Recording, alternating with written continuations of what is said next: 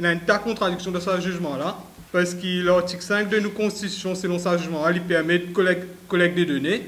9.2 de nos constitutions lui permet de collecte de données.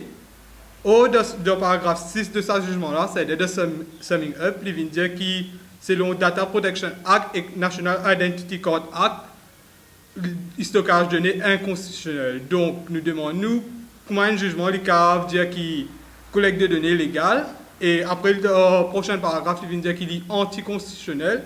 Qui fait bizarre faire une consent form, alors qu'il alliance les peuples pendant la campagne électorale, tu viens dire qu'il contre le projet MNIC, qui fait bizarre une nota pour ascertainer qui, voilà, pour ascertainer nos identités. Finalement, la décision nous surprend énormément, parce qu'elle n'est pas là pour aider le citoyen.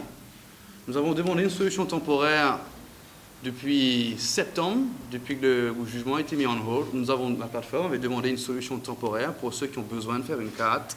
Le stockage des données est anticonstitutionnel. Le gouvernement réagit, non pas en aidant les personnes qui ont besoin d'une carte, mais en mettant en place un système qui permet au projet MNIS de continuer, même s'il a été statué illégal par la Cour suprême. Le Cabinet Decisions force les citoyens à donner son consentement, j'insiste, force à donner son consentement pour continuer à faire quelque chose qui a été illégal, qui est illégal selon la Cour suprême. C'est un moyen donc de contourner le jugement aussi, de contourner l'illégalité de ce projet. Et il n'y a toujours pas de solution temporaire pour ceux qui ont besoin d'une carte aujourd'hui. Ils vous donnent toujours leurs empreintes, ils donnent toujours la photo biométrique, et en plus ils donnent leur consentement, parce qu'ils ne sont pas forcément d'accord. Et on dirait donc que l'Alliance Les Peuples finalement a retourné sa veste. C'est étonnant de la part de l'Alliance Les Peuples qui avait promis plein de belles choses, et nous sommes très très déçus. Et c'est un scandale. Nous t'y mettons en ligne un link par rapport avec une émission. Quand Roshi Badin, en long et en large, tu viens expliquer qu'il faut pas soumettre l'empreinte à l'État. Et collection of data, of biometric details, ils font partie du case de Pravin Jagannath, défendu par Roshi Badin, avec M. Colin Davelou aussi là-dedans. Mais c'est une très bonne nouvelle qui s'est dit que Pravin dire ça dans la place publique. Qui, surtout M. Tilak Dari vient dire Roshi Badin ne pas entendre. Parce qu'ils sont dans le Parlement aujourd'hui. S'ils sont capables de défendre ça dans la Cour suprême, en long et en large, en écrit, en parole, mais nous attendons notre réaction dans le Parlement. Parce qu'il y a une réaction politique pour par rapport avec ce qui peut passer. Vous avez un devoir par rapport avec ce qu'ils ont défendre. Et vous avez tout le pouvoir politique pour empêcher du monde à donner l'empreinte. Il n'y a aucune raison valable, rationnelle, logique, qui ne banne pas à le défendre, qui est M.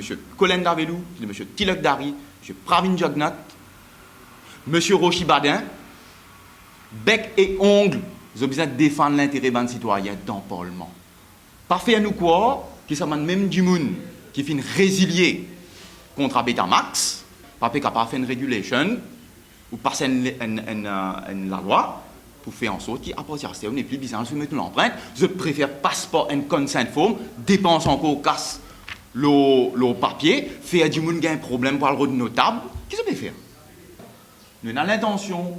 Convoque M. Badin, convoque M. Tilak Dari, nos députés, pour venir connaître exactement ce qu'ils ont l'intention pour faire par rapport avec ça politiquement. Arrêtez de casser le délai judiciaire.